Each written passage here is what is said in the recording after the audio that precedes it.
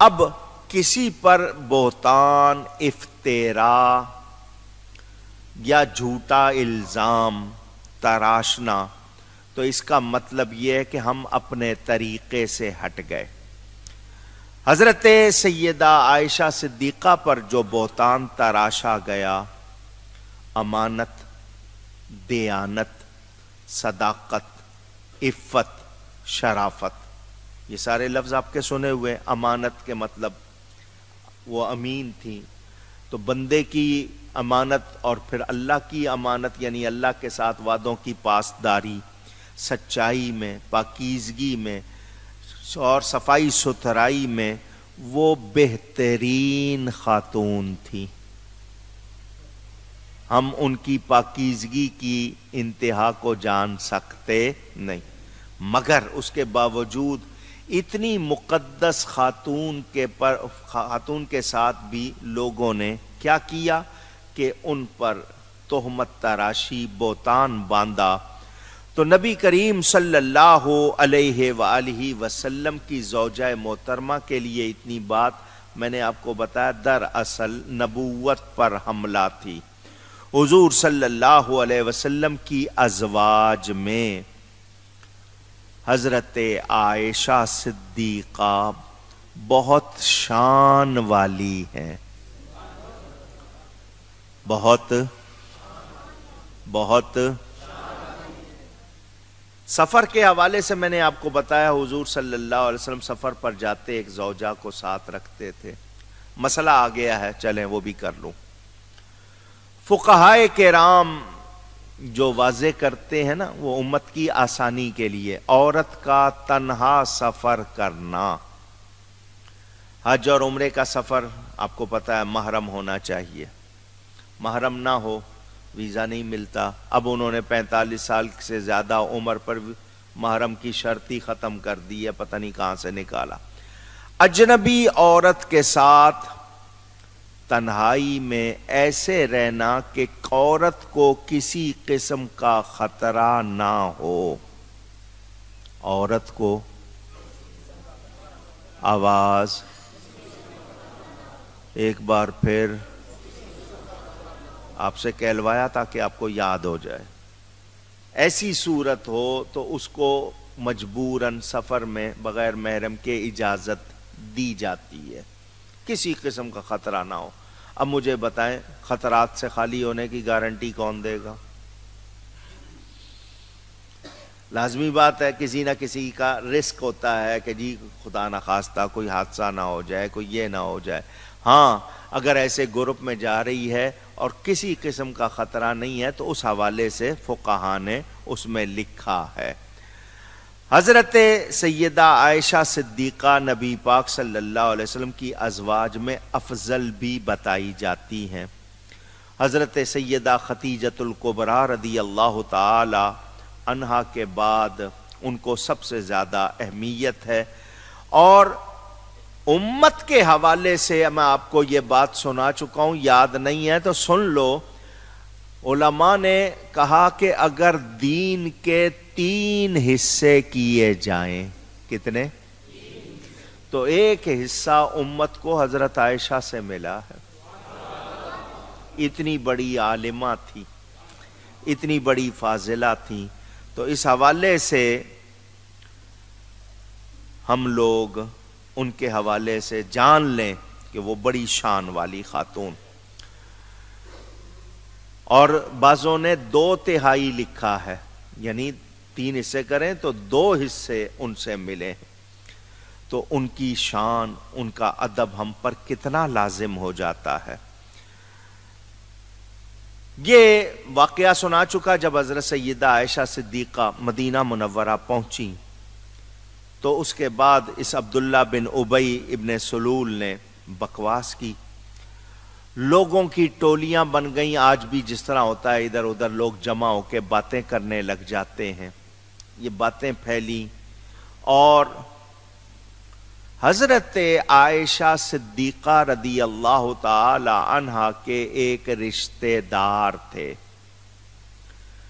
مستح، یہ ام مستاح حضرت ابو بکر کی خالہ زاد تھیں، یعنی ان کی ماں جو تھی حضرت مستاح کی، یہ حضرت ابو بکر کی خالہ زاد بہن، کیا کہتے ہیں، کزن کہتے ہیں آپ اپنی زبان، وہ تھی۔ یہ بھی منافقوں کے کہنے سننے میں آ گئے وقتی طور پر، بعد میں سچی توبہ کر لی۔ ان کے حوالے سے آگے آیت آئے گی انشاءاللہ، میں سناؤں گا آپ کو۔ اللہ تعالیٰ نے حضرت ابو بکر سے ان کے لیے سفارش فرمائی، وہ آیت آئے گی، آپ سنیں گے انشاءاللہ۔ مستاح ویسے خیمے کی لکڑی کو کہا جاتا ہے، نام تھے عربوں کے مختلف حوالوں سے۔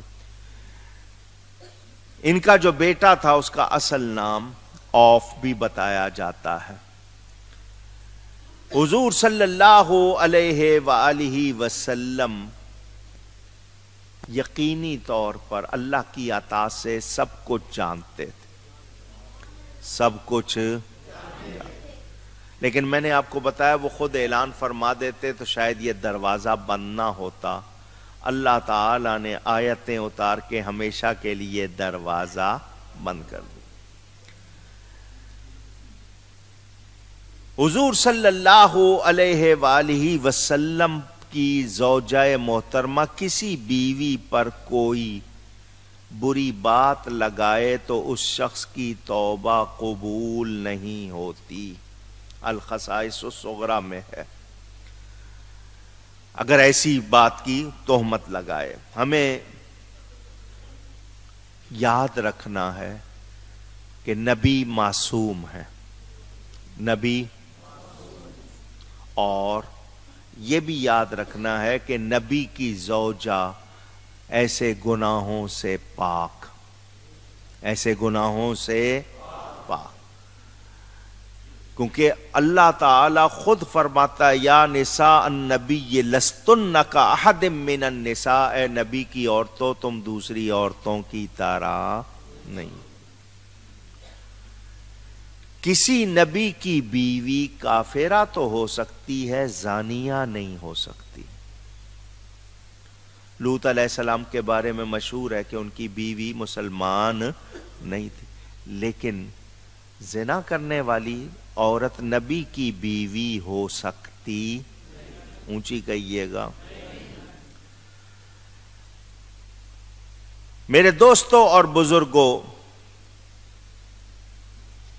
صحابہ کے عقائد بھی میں نے آپ کو بتائے، ان لوگوں نے اپنے ایمانی باتوں کی اس وقت وضاحت کی۔ آج میں اور آپ جو کسی شمار قطار میں نہیں ہیں، کہاں صحابہ کرام کہاں ہم لوگوں کا جو حال ہے، ہمیں بہت زیادہ احتیاط کی ضرورت ہے یا نہیں، پوچھ رہا ہوں۔ مگر اس حوالے سے کتابیں، تقریریں، لوگوں کی بکواسات، میرا ایمان گوارا نہیں کر رہا۔ میں نے کہا نا، میں بہت سی باتوں سے اپنے آپ کو روکتا ہوں۔ مجھے اللہ کا شکر ہے گالی دینے کی عادت نہیں، میرے منہ پہ اللہ کا شکر گالی آتی بھی نہیں ہے، لیکن ان لوگوں کی باتیں سن اور پڑھ کر میرا خون کھولتا ہے۔ یعنی اگر گالی دینا اچھی بات ہوتی تو میں ان کو بھر بھر کے دیتا، جنہوں نے حضور صلی اللہ علیہ وسلم اور ان کی پاک ازواج کے درمیان بکواس لکھی ہے۔ خمینی جس کا نام ہے، اس نے یہاں تک لکھا ہے حضرت مہدی آ کر حضرت عائشہ کو قبر سے نکال کے سزا دیں گے، معاذ اللہ۔ یہ میں نے صرف ایک جملہ آپ کو سنایا، صرف ایک جملہ، بڑی تکلیف سے، تاکہ آپ کو پتا چلے کیسا کیسا گند لکھا ہوا ہے ان لوگوں نے۔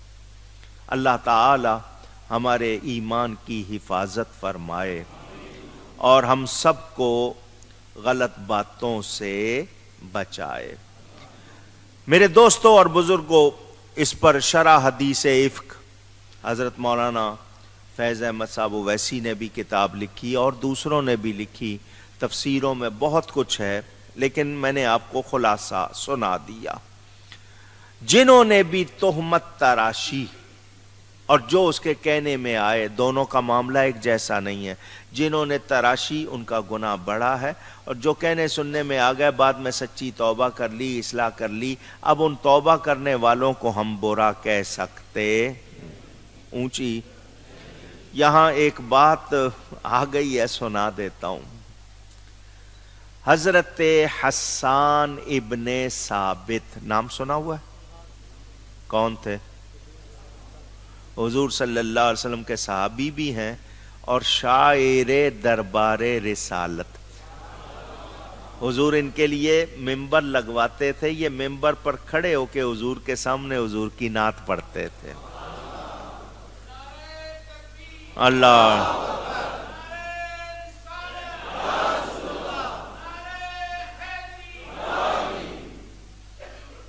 انہوں نے بہتان نہیں تراشا، بہتان وقتی طور پر بات سنی، وہ جو بہتان لگانے والوں، اچھا ایسا ہے، تو وہ جو ہوتا ہے نا بندہ کہ تھوڑا سا شک میں آتا ہے، یا وقتی طور پر ایسے ہی ان کے کہنے میں آ گئے، تو سادی طبیعت کے تھے، لیکن فوراً اپنے خیال کو جھٹکا اور توبہ کی، فوراً جھٹکا اور توبہ کی۔ حضرت عائشہ صدیقہ ان لوگوں سے ناراض تھیں جنہوں نے پروپیگنڈا کرنے والوں کا ساتھ دیا تھا۔ حضرت حسان سے ناراض نہیں ہوئی۔ کسی نے کہہ دیا یہ بھی تو کہنے سننے میں آ گئے تھے، تو آپ ان سے ناراض کیوں نہیں ہیں؟ تو میں نے جب یہ بات پہلی مرتبہ پڑھی تھی، میری جو کیفیت تھی میں آپ کو نہیں سنا سکتا، میں نے آج تک اس کو یاد رکھا ہوا ہے۔ حضرت عائشہ نے فرمایا اس سے اس لیے ناراض نہیں ہو سکتی، یہ میرے محبوب کی تعریف کرتا ہے۔ اللہ